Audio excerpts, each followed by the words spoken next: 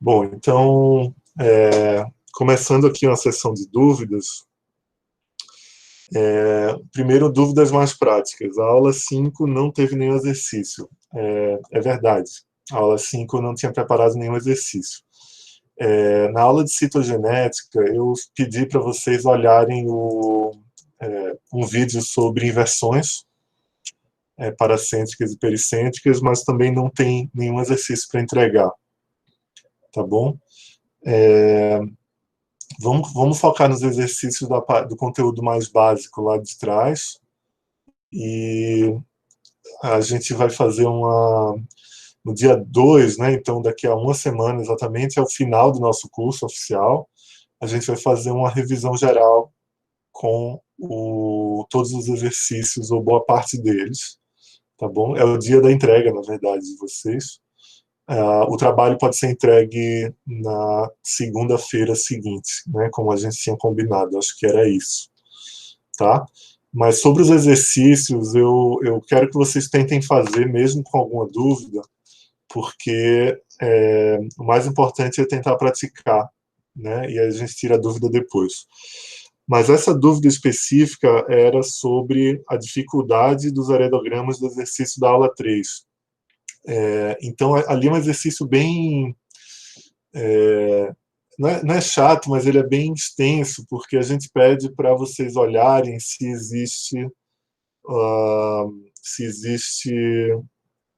alguns tipos compatíveis, né, de padrão de herança, de acordo com os areogramas, quais são, quais não são, e explicando por quê. Então, na essência, os padrões de herança autossômicos e ligados ao X, eles têm, em alguns casos, sobreposição. Então, você consegue observar, em alguns casos de heredogramas, uma compatibilidade com mais de um padrão de herança. E não tem problema, é isso mesmo.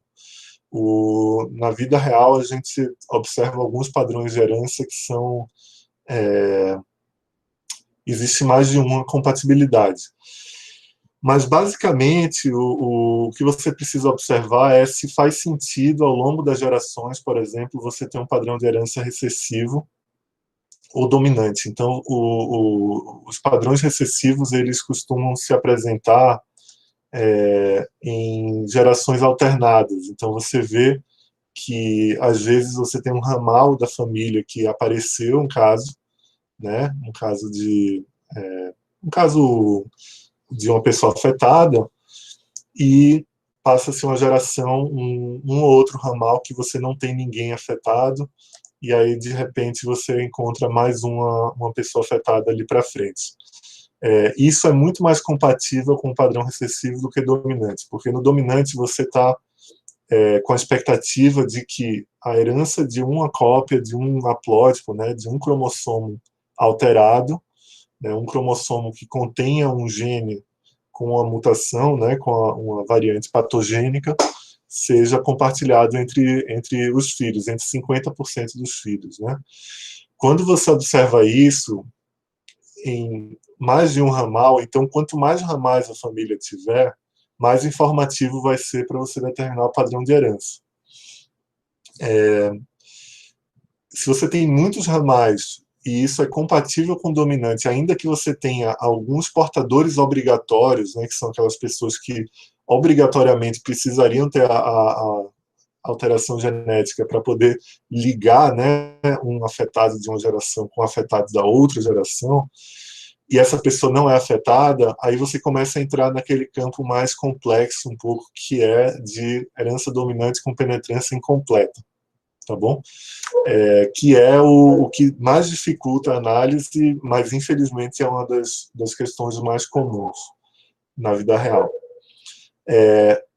Os padrões ligados ao X, tanto dominante quanto recessivo, eles têm uma herança muito evidente, né? Então, por exemplo, ligado ao X recessivo, você vai observar poucas ou nenhuma mulher na família afetada, e a transmissão sempre da mãe para filhos homens, né? Então, esse tipo de padrão é é bem mais evidente. E aí, é claro, você tem aquela questão da distribuição de inativação não aleatória do X, por exemplo, se você tem algum tipo de deleção muito grande, enfim, mas normalmente você espera uma inativação aleatória, e aí as mulheres, as portadoras, né, então as mulheres com uma alteração no X, elas raramente vão ser afetadas por conta desse mosaicismo totalmente fisiológico, totalmente natural, né?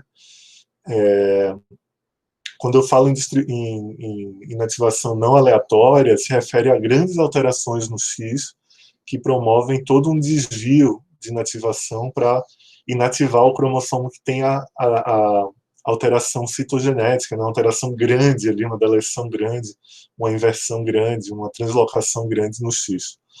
E aí o outro X ele vai ser, obviamente, vai ser o X ativo. Se aquele X ativo tiver uma mutação também, você observa as mulheres afetadas.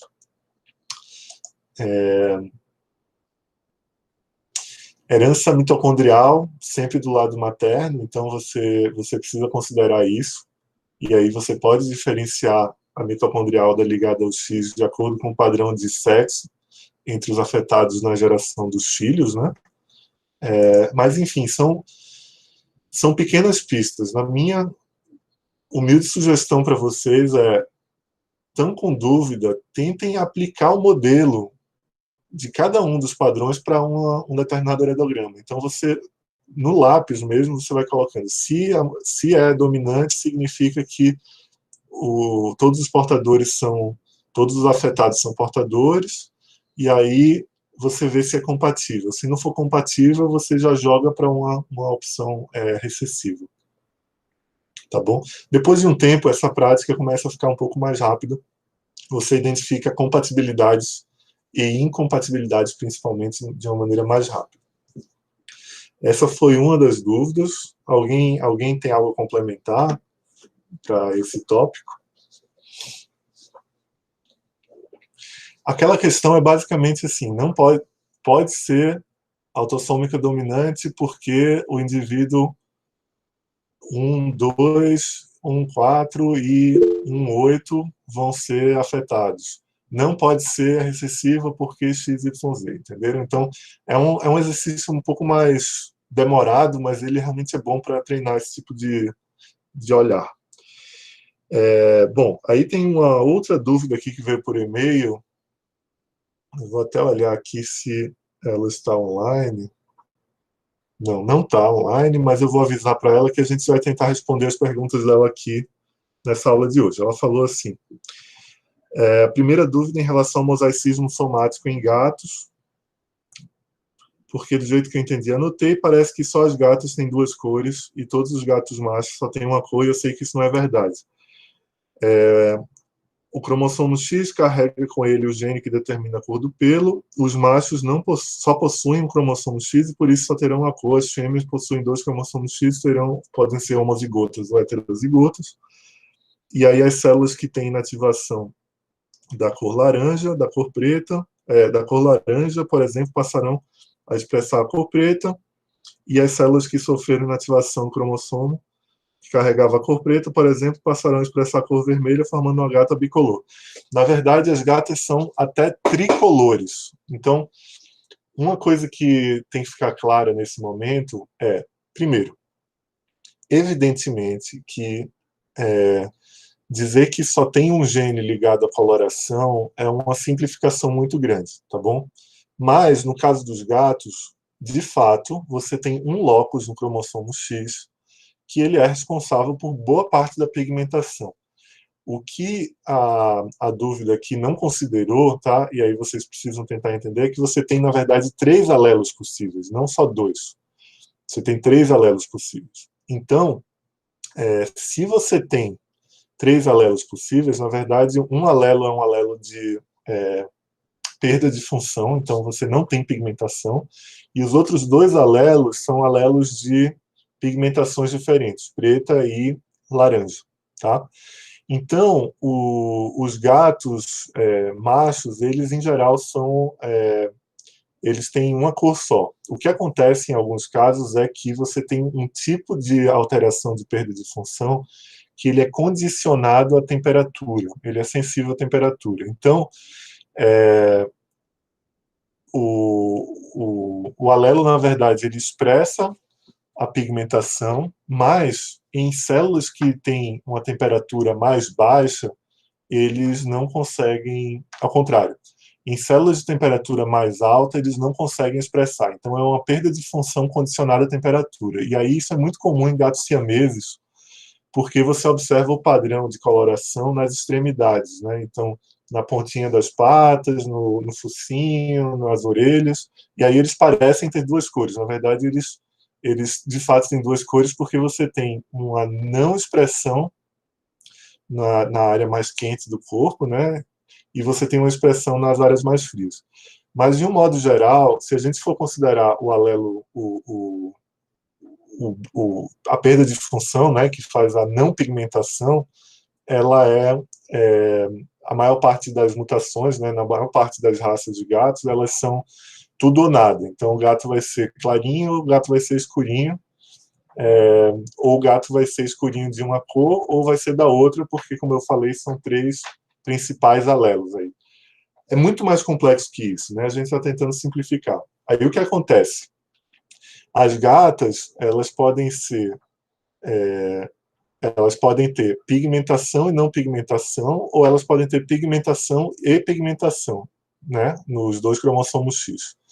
Se são de duas cores diferentes a pigmentação, elas podem ter um mosaicismo somático. Então, você tem, na hora da divisão celular e da proliferação celular, você tem, em algum momento, a inativação de um ou a inativação do outro. E aí você forma aquelas manchas, né? Aquelas manchas de coloração.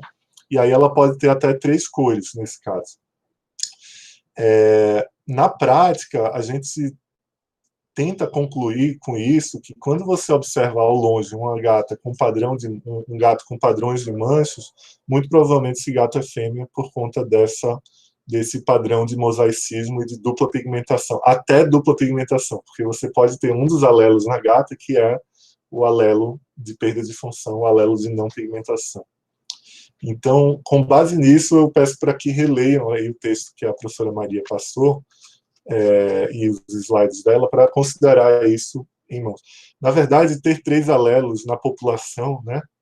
Quando eu falo tem três alelos, é na população. Obviamente, cada gato, se ele vai ser no cromossomo X, cada gata pode ter até dois alelos diferentes.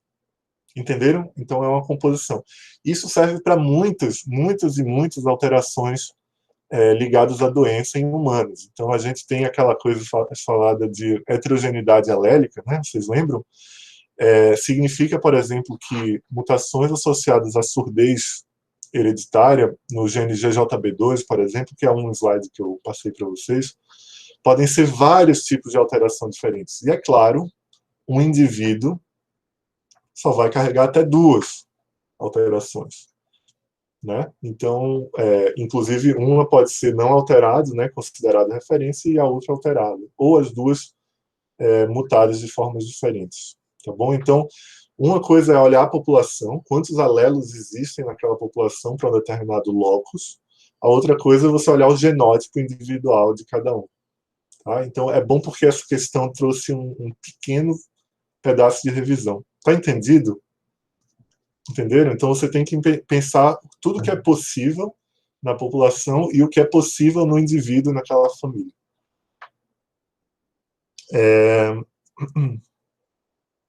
A segunda dúvida era sobre inativação do cromossomo X, se todas as filhas vão acabar seguindo aquele padrão de inativação.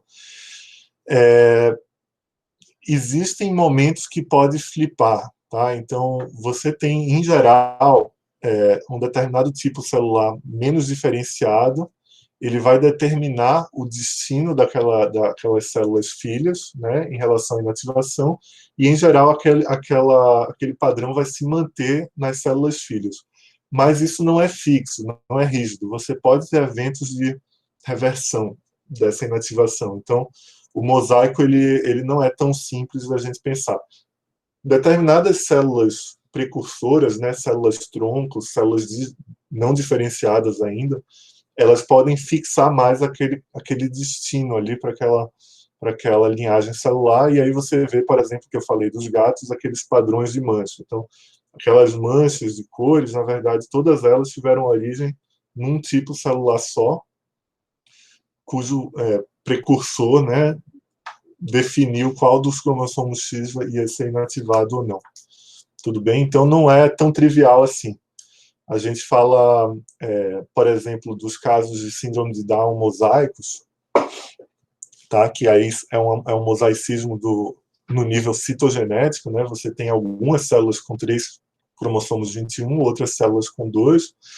É muito possível que a gravidade do fenótipo, né, do portador de síndrome de Down nesses casos tem a ver com quais os tipos celulares que têm trissomia e quais os tipos celulares que não têm trissomia, tá?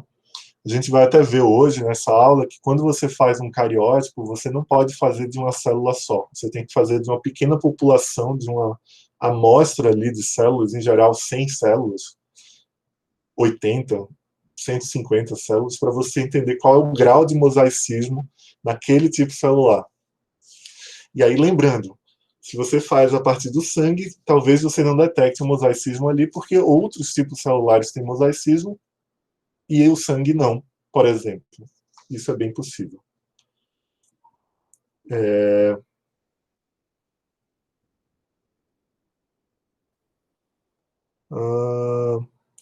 Tá, aí tem uma pergunta sobre imprinting. Então, o imprinting, né, que foi conteúdo dado pela professora Maria, o imprinting ele é um caso interessante, porque ele tem uma semelhança conceitual com a ideia de inativação da expressão gênica de determinadas regiões do genoma, né? Só que dessa vez em regiões de cromossomos autossômicos, né? Então, por exemplo, um caso clássico é na região do cromossomo 15, que você tem um centro de imprinting, ou seja, você tem um trecho do cromossomo que ele é sujeito a imprinting, e aí o imprinting, por definição, é uma inativação não aleatória de uma região, e ela é baseada, por ser não aleatória, significa que ela tem uma causa, tem um estado inicial ali que pode predizer, e esse estado é qual pai de origem,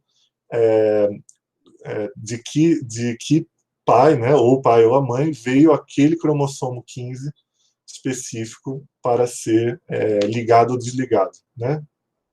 Bem geral esse termo, mas é ativado ou inativado por metilação, né?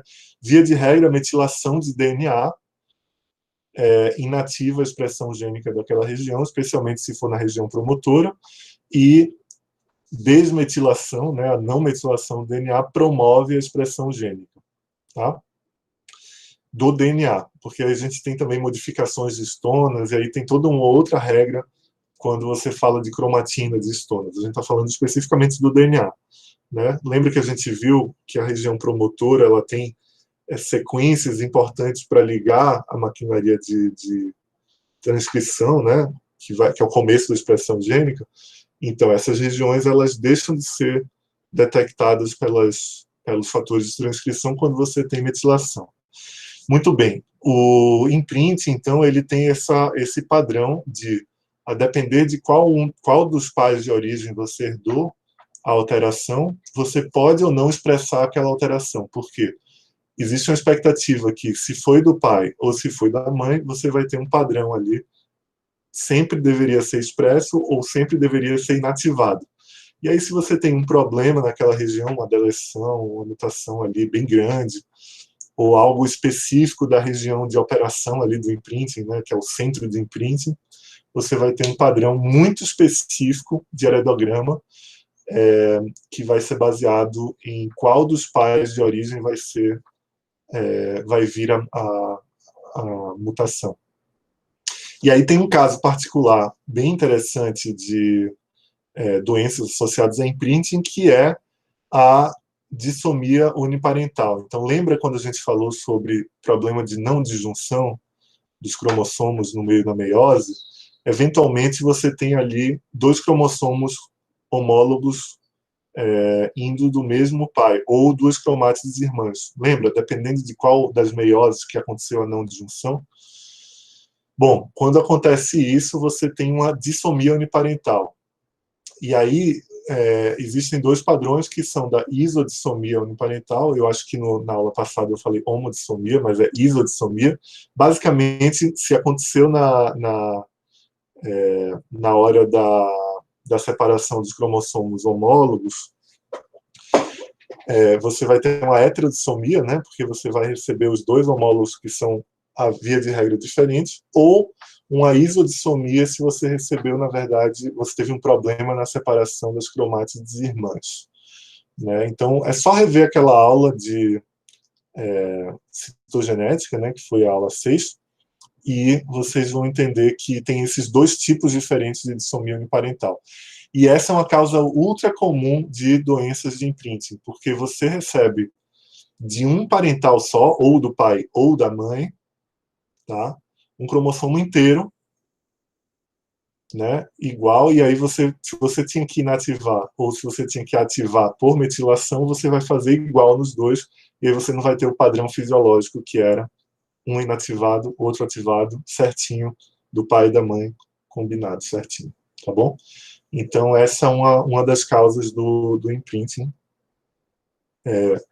Isso daí é uma das consequências de um imprinting incorreto. Então, imprinting é um evento normal, né, que você observa em todo mundo, e alterações desse padrão podem causar doença.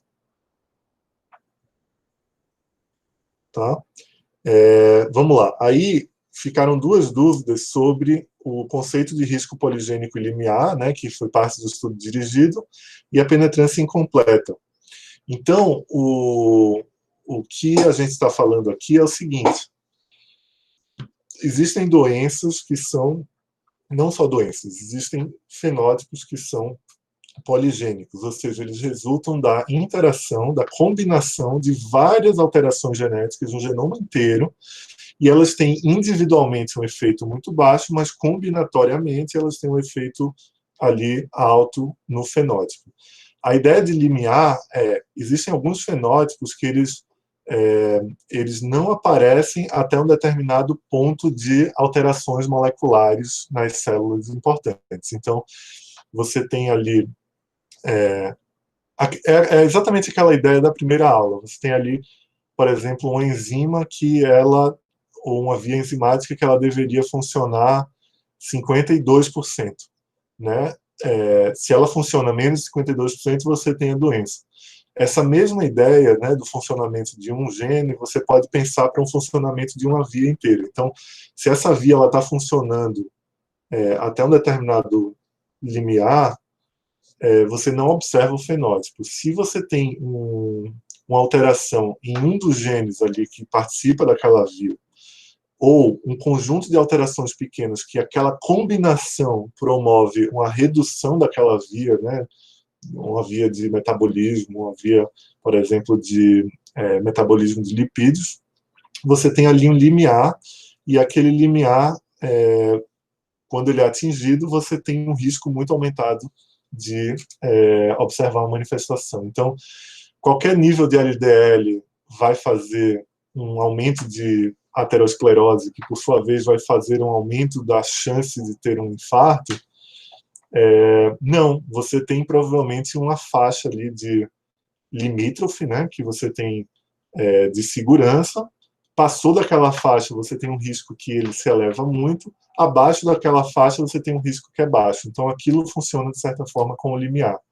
O que vai promover você passar dessa faixa ou não pode ser poligênico. Então, um monte de variantes ali que, no metabolismo dos lipídios, vai te jogar para uma falta de captação, por exemplo, de LDL dentro das células, e ele fica acumulado na corrente sanguínea, ou, eventualmente, uma mutação só foi suficiente para empurrar a sua situação, da sua via, para um limiar mais próximo da doença. E aí são aqueles casos de, por exemplo, hipercolesterolemia familiar, né, que a gente viu na aula de herança poligênica. Então, O mesmo fenótipo ele teve ali duas causas, uma causa mais monogênica, né, que é uma mutação de grande efeito, uma mutação no receptor de LDL, uma mutação, por exemplo, na própria partícula carregadora, né, no ApoB, por exemplo, ou um conjunto de alterações em vários genes associados àquela via,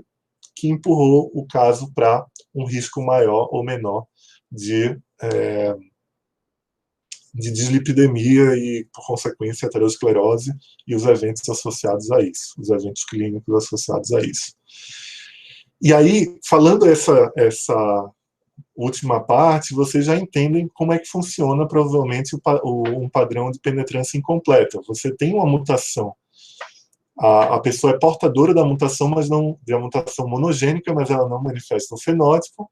Isso quer dizer que há uma chance de que alterações em outros genes, uma combinação, a protege contra aquela manifestação. Quais vão ser os genes? Nem sempre a gente consegue determinar, na verdade. A determinação de fenótipos poligênicos é muito difícil. Você tem um efeito muito baixo de cada alteração, você precisa de uma população muito grande estudada para você atingir aquele sinal ali de detecção daquela contribuição. Então, só que é muito interessante a gente saber que a pessoa é carregadora, né, ela é portadora ali de uma mutação de grande efeito e não manifestou o fenótipo. O que está acontecendo? Quem é que está protegendo ela ali?